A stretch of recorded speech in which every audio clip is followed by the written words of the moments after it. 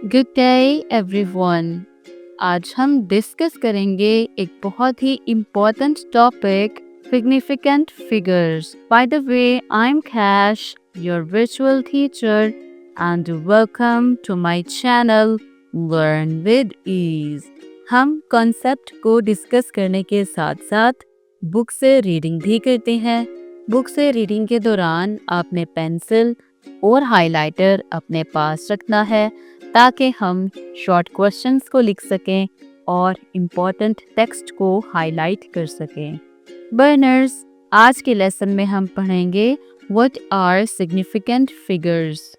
Significant figures क्या होते हैं और हम उन तमाम रूल्स को पढ़ेंगे जो सिग्निफिकेंट फिगर्स को आइडेंटिफाई करने के लिए ज़रूरी होते हैं। हम सॉल्व करेंगे एक क्विक क्विज।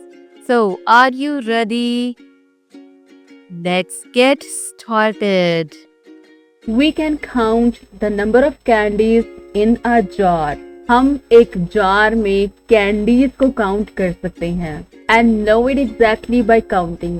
और हम इन कैंडीज के नंबर को exactly find out कर सकते हैं by counting. It might be 100, 200, but we cannot figure the height of jar exactly. लेकिन हम इस जार की हाइट को प्रॉपरली फाइंड आउट नहीं कर सकते। हमारी मेजरमेंट्स में कहीं ना कहीं अनसर्टेनिटी मौजूद होती है। All measurements include uncertainties depending upon the refinement of the instrument which is used for the measurement. तमाम मेजरमेंट्स में अनसर्टेनिटीज मौजूद होती हैं, शक शुबा मौजूद होता है और वो इस बात पर डिपेंड कर रहा होता है हम कौन सा इंस्ट्रूमेंट इस्तेमाल कर रहे हैं और वो किस हद तक ठीक मेजरमेंट दे रहा है। Got it? It is important to reflect the degree of uncertainty in a measurement by recording the observation in significant figures. Measurement में अनसर्टेनिटी को बताना बहुत जरूरी होता है, तो उसके लिए हम क्या करेंगे, हम अपनी ऑब्जर्वेशन को सिग्निफिकेंट फिगर्स की फॉर्म में रिप्रेजेंट करेंगे। तो लर्नर्स, आप क्वेश्चन नोट कर लें। What are significant figures?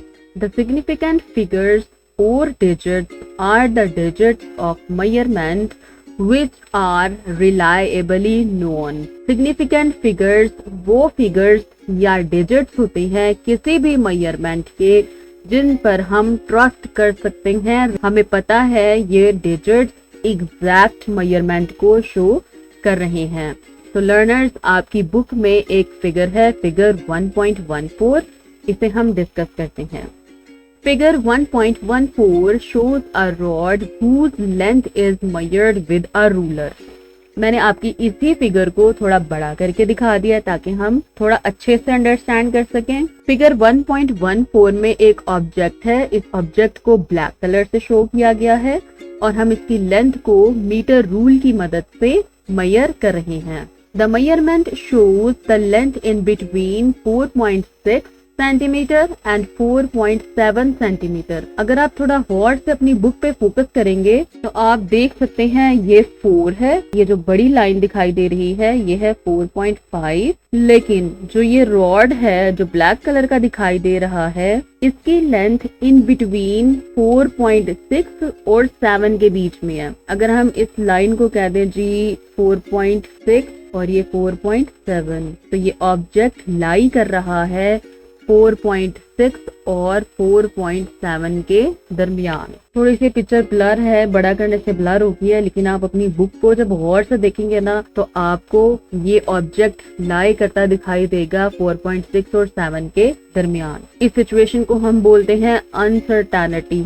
अब हमें पता नहीं चल रहा होता हम 4.6 रिकॉर्ड करें मेजरमेंट को या 4.7, तो हम अनसर्टेनिटी का रूल देखेंगे। अगर जो हमारा ऑब्जेक्ट है ये 4.6 और 7 के मिड में आता है या मिड से पहले आता है तो हम 4.6 लेंगे, और अगर ये मीटर रोड 4.6 और 7 के मिड से आगे चला जाता है या 4.7 के करीब करीब होता है तो हम मेजरमेंट लेंगे 4.7। 4.7। अभी हमने पिछले लेक्चर अनसर्टेनिटी ऑफ मेजरमेंट्स में ये क्लियर कर ली थी बात, अब फिर से रिवाइज हो गई है। Got it? Since the length of the rod is slightly more than 4.6 centimetre but less than 4.7 centimetre. इस डायग्राम को अच्छे से रीड करने से हमें पता चला कि जो हमारा रॉड है वो 4.6 से थोड़ा सा आगे गया है, लेकिन 4.7 से काफी दूर है। So the first student estimate it to be 4.6 centimetre. एक स्टूडेंट मेजरमेंट ले लेता है 4.6 सेंटीमीटर और दूसरा रिकॉर्ड कर लेता है 4.7 centimetre. The first student thinks that the edge is near to 6 millimeter mark. एक स्टूडेंट अज्यूम कर रहा है कि जो रॉड का लास्ट पॉइंट है 6 मिलीमीटर के ज्यादा करीब है, whereas the second student considered the edge of the rod near to 7 millimeter mark. जबकि दूसरा उसको अज्यूम कर रहा है ये जो रॉड है इसका लास्ट पॉइंट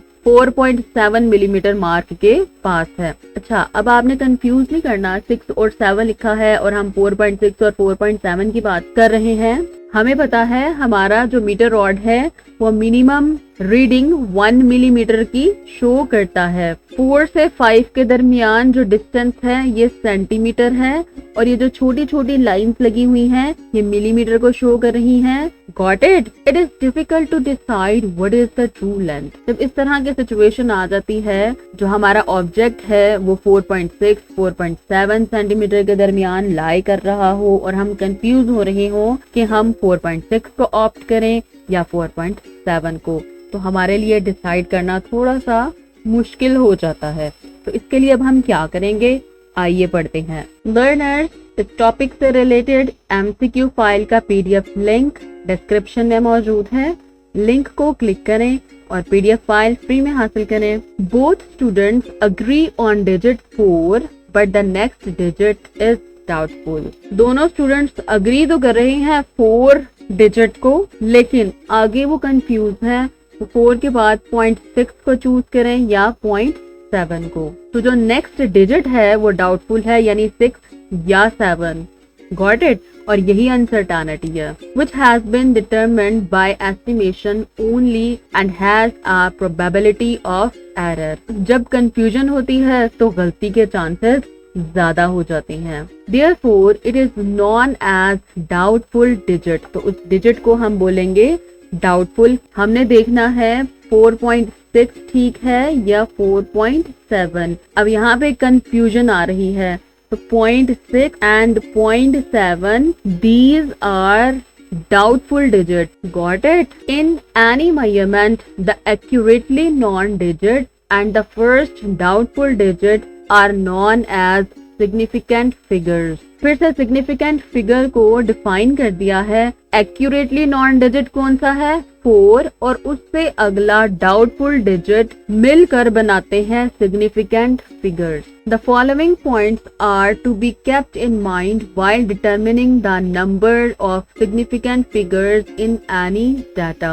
तो लर्नर्स, अब हम पढ़ने जा रहे हैं रूल्स जो हमें सिग्निफिकेंट फिगर्स को बताएंगे कि कौन से एग्जैक्ट सिग्निफिकेंट फिगर्स हैं किसी भी डाटा में। तो आप अपनी बुक पर भी यहाँ पर मेंशन कर लें rules, these are important rules. आप इसके ऊपर इम्पोर्टेंट भी मेंशन कर लें, क्योंकि लर्नर्स आपकी एक्सरसाइज में जितने भी न्यूमेरिकल्स हैं उनमें सिग्निफिकेंट फिगर्स में कन्वर्जन की गई है या कहा गया है अपने आंसर को सिग्निफिकेंट फिगर में लिखें, या फिर किसी भी क्वेश्चन में आपसे पूछा जा सकता है कि जो डाटा आपको प्रोवाइड किया है इसमें सिग्निफिकेंट नंबर्स की तादाद बताएं। जब आपको ये 4 रूल्स बहुत अच्छे से आते होंगे, आप इन क्वेश्चंस को इजीली सॉल्व कर लेंगे। All digits from 1 to 9 are significant. आप इस लाइन को सबसे पहले हाईलाइट कर लें। ये एमसीक्यू भी बन सकता है, बल्कि बनता है,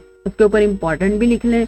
all digits 1 to 9 are significant. 1 से लेकर 9 तक जितने भी नंबर्स हैं सबके सब सिग्निफिकेंट हैं। However, 0 may और may not be significant. अब जो 0 का डिजिट है ये डाउटफुल है। समटाइम्स 0 सिग्निफिकेंट होगा और समटाइम्स सिग्निफिकेंट नहीं होगा। In case of 0, the following rules apply. 0 के केस में हम इन रूल्स को देखते हैं जी। A zero between two digits is considered significant.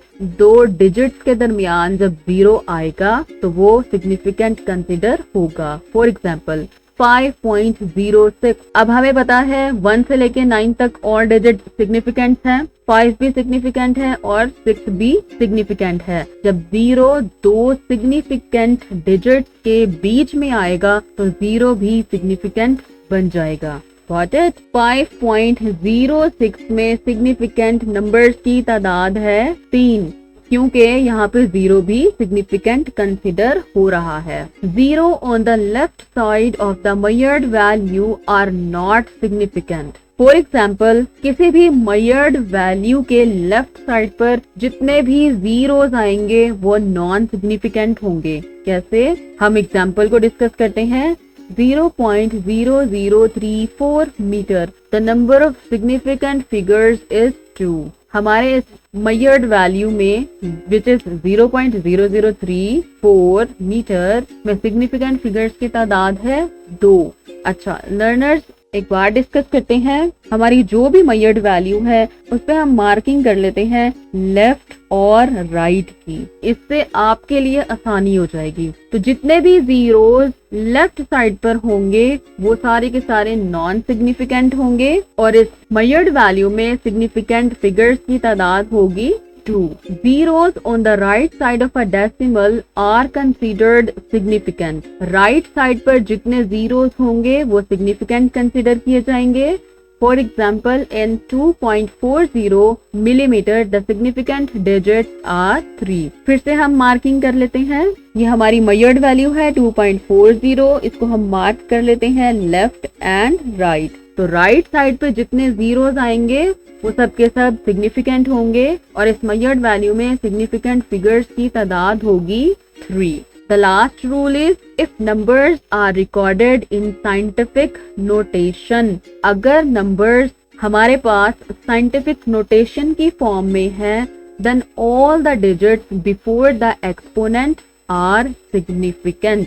तो तमाम के तमाम digits जो हमारे एक्सपोनेंट से पहले आते हैं, एक्सपोनेंट का मतलब होता है 10 की पावर जो भी लिखी हुई है 1 2 3 4 व्हाटएवर जो भी है, उससे पहले पहले जितने हमारे पास डिजिट्स होंगे all of these are significant. अब इसके ऊपर ये सारे रूल्स अप्लाई हो रहे हैं। Got it? इसके कहने का मतलब है जो एक्सपोनेंट्स हैं वो सिग्निफिकेंट फिगर्स में शुमार नहीं होते। For example in 3.50 multiply 10 to the power 4 metre the significant figures are 3. 3.50 हम सिर्फ इसको कंसिडर करेंगे। सिग्निफिकेंट फिगर्स में हम इन डिजिट्स को कंसिडर करेंगे, हम पावर और एक्सपोनेंट्स को बिल्कुल भी कंसिडर नहीं करेंगे। और हमें पता है जो राइट साइड पे जीरोस होते हैं वो सिग्निफिकेंट होते हैं। तो लर्नर्स अब हम सॉल्व करेंगे एक क्विक क्विज।